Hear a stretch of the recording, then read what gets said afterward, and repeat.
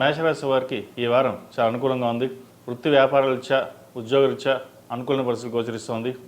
అయితే ఉద్యోగంలో స్థానచలనం అనేది ఏర్పడుతుంది. ఉద్యోగం మారడం కావచ్చు, లేదంటే నూతన ఉద్యోగ ప్రయత్నాలు ప్రారంభించడం కానీ చేస్తారు. వీరికి ఏలినాటి శని నడుస్తోంది. శని వ్యయంలో అంత అనుకూలంగా లేదు కాబట్టి ఉద్యోగపరంగా మార్పులు ఉంటాయి. ఏకాదశిలో రాహు ఇంకా బలహీనపడ్డారు. వచ్చిన అవకాశాలు సద్వినియోగపరచుకోగా మానసికంగా కృంగిపోవడం అనేది జరుగుతుంది. అసలు మనం ఎటు వెళ్తున్నామో, మన కెరీర్ ఏంటి, మనం ఉద్యోగం చేయగలమా లేదా అనే భావన కూడా ఏర్పడుతుంది. ఇది అందరికీ కాదండి, కొంతమందికే. ఎందుకంటే ఏలినాడ్స్ అని కొంతమందికి అద్భుతమైన ఫలితాలు ఇస్తే కొంతమందికి నిరాశ ఫలితాలు ఉంటాయి. అది వారి జాతకాన్ని బట్టి మనం చూడాల్సి వస్తుంది. కాబట్టి ఉద్యోగ ప్రయత్నాలు చేస్తున్న వారికి కాస్త ఆలస్యమైన మంచి ఉద్యోగం లభిస్తుంది. ప్రయత్నాలు మట్టికి ఆపద్దు. అదేవిధంగా విదేశీ సంబంధించిన విషయ వ్యవహారాలు వీరికి సానుకూలపడతాయి.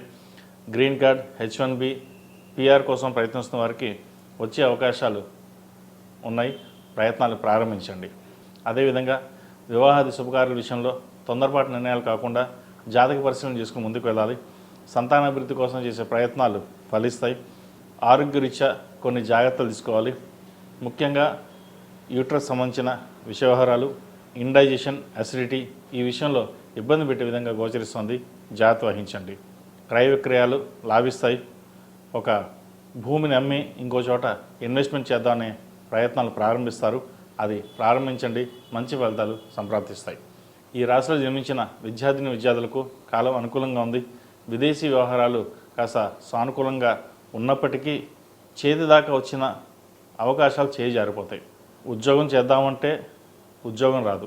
పోనీ H1B ఎక్స్టెన్షన్ అవుతుంది అంటే దాంట్లో కూడా జాప్యం జరుగుతుంది. ఎందుకున్నాము, ఏం చేస్తున్నాము, ఎటు వెళ్తుంది మన జీవితం అనే భావన ఏర్పడుతుంది. ఒక రకంగా చెప్పాలంటే వైరాగ్యం అని చెప్పచ్చు. ఏలినాటి శని నడుస్తోంది. శనికి తైలాభిషేకం చేయించండి.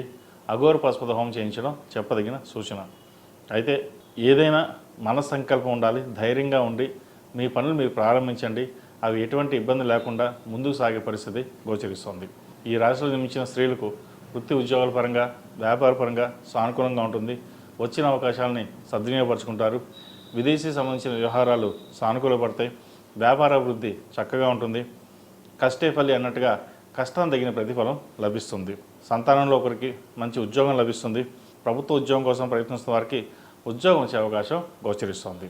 ఈ రాశివారు ప్రతిరోజు ప్రతినిత్యం నాగసింధూరం ధరించడం, ఆరావళి కుంకుమతో అమ్మవారిని పూజించడం, ఓం నమో నారాయణ ఒత్తులతోటి దీపారాధన చేయడం చెప్పదగిన సూచన. వీరికి ఏలినాటి శని నడుస్తుంది. నువ్వుల నూనెతోటి దీపారాధన చేయడం, అలాగే 8 శనివారాలు నువ్వుల నూనెతోటి శనికి తైలాభిషేకం చేయించడం చెప్పదగిన సూచన. ఈ రాశిలో జన్మించిన వారికి కలిసి వచ్చే సంఖ్య 2, కలిసి వచ్చే రంగు నావీ బ్లూ. ఏదైనా పని మీద బయటకు వెళ్ళేటప్పుడు మంగళవారం కానీ శనివారం అడిగిన వెళ్ళండి. మంచి ఫలితాలు సంప్రాప్తిస్తాయి.